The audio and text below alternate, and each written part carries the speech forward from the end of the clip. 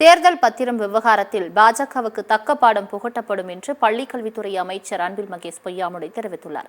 தஞ்சை மாவட்டம் மாரியம்மன் கோவில் ஊராட்சியில் உள்ள சமுத்திரம் ஏரி சிறுவர் பூங்காவை இன்று அமைச்சர் அன்பில் மகேஷ் பொய்யாமொழி திறந்து வைத்து பார்வையிட்டார்.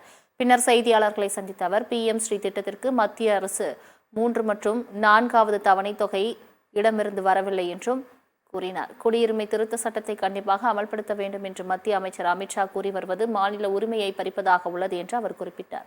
தேர்தல் பத்திரம் விவகாரத்தில் பாஜகவுக்கு தக்க பாடம் புகட்டப்படும் எனவும் அமைச்சர் அன்பில் மகேஷ் பொய்யாமொழி தெரிவித்தார்.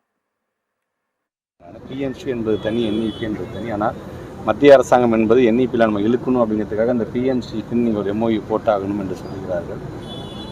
ஒரு வருஷத்துக்கு 3500 கோடி ரூபாய் நமக்கு மத்திய அரசாங்கம் ஒதுக்கீடு செய்கிறது என்று சொல்லும்போது அதில் 3வது தவணை 4வது தவணை நிறுத்தி வச்சுட்டாங்க. ஏன் நிறுத்தி வச்சிங்க நான் கேட்க போகும்போது நாங்கள் சொல்கிறதெல்லாம் நீங்கள் சேரணும் அப்படின்னு சொல்லும்போது இங்கே நம்முடைய மாண்பு தமிழ்நாட்டு முதலமைச்சர் எடுத்து சொன்னோம்.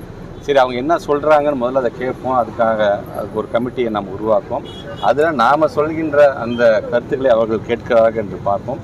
அப்படி கேட்கவில்லை என்று சொன்னால் நாம் அதில் நம்ம அந்த புதுமை பொருளத்தில் நம்ம கையெழுத்துங்கிற அவசியம் கிடையாது. ஏன்னா நம்மளுடைய பிள்ளைங்களுக்கு என்ன தேவை, நம்ம மாநிலத்திற்கு என்ன தேவை என்பதை அறிந்து கொடுப்பதற்காகத்தான் நாம் ஸ்டேட் எஜுகேஷன் பாலிசியை நம்ம ஃப்ரேம் பண்ணியிருக்கிறோம். அது முழுமையாக அந்த SEP நம்ம ரிப்போர்ட் முதலமைச்சர் கவனத்துக்கு சென்றிருக்கிறாங்க. நம்மளுடைய ஸ்டேட் எஜுகேஷன் பாலிசி என்ன சொல்லுகிறதோ அதை பொறுத்து தான் நம்முடைய தமிழ்நாட்டுடைய எஜுகேஷன் சிஸ்டம் இருக்கும் என்பது